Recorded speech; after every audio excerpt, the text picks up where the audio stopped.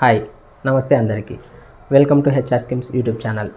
మనకి కొన్ని ముఖ్యమైన డాక్యుమెంట్స్ జీవితంలో ఎప్పుడో ఒకసారి తప్పకుండా అవసరం అవుతాయి. వాటిలో ఒకటి బర్త్ సర్టిఫికేట్. ఈ వీడియోలో బర్త్ సర్టిఫికేట్కి ఎలా అప్లై చేయాలో, ఏ డాక్యుమెంట్స్ అవసరం అవుతాయో, లేట్ అయినా కూడా ఎలా తీసుకోవాలో అన్నీ క్లియర్గా చెబుతాను. చివరి వరకు చూడండి.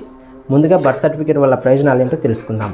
ఈ బర్త్ సర్టిఫికేట్ ఎందుకు అవసరం అవుతుందంటే, రైస్ కార్డులో వ్యక్తిని జోడించాలన్నా, స్కూల్లో లేదా కాలేజీలో అడ్మిషన్స్ కావాలన్నా, ఆధార్ కార్డులో డేట్ ఆఫ్ బర్త్ పేరు మార్పులు చేసుకోవాలన్నా ఇది ఉండాలి.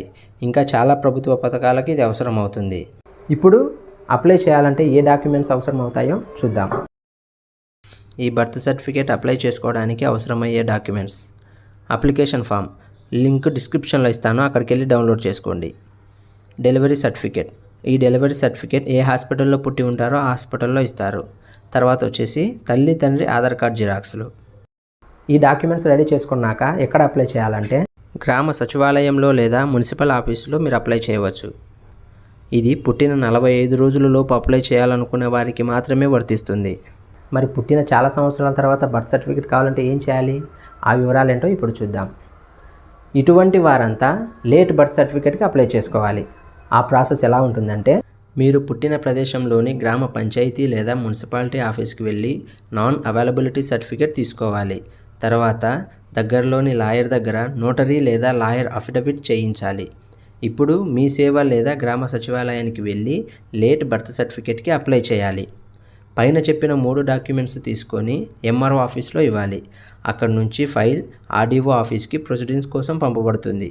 ఆపై 45 రోజుల్లో ప్రొసీడింగ్స్ వస్తాయి. ఈ ప్రొసీడింగ్స్ తీసుకొని మీ గ్రామ సచివాలయం లేదా మీ సేవ కేంద్రంకి వెళితే అక్కడ మీకు బర్త్ సర్టిఫికేట్ ఇస్తారు. మీరే దగ్గరుండి ఫాలోఅప్ చేసుకుంటే ఈ మొత్తం ప్రాసెస్ 7 రోజుల్లో కంప్లీట్ అవుతుంది, అందరితో మాట్లాడుకుంటే.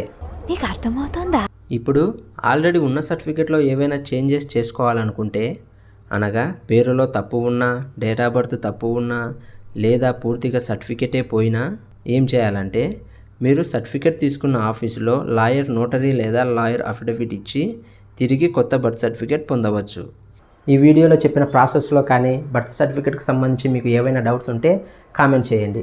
అలాగే మన ఛానల్లో ఇప్పటికే చాలా రకాల గవర్నమెంట్ సర్టిఫికేట్స్ అండ్ స్కీమ్స్ గురించి వీడియోస్ ఉన్నాయి, వాటిని ఒకసారి చూడండి.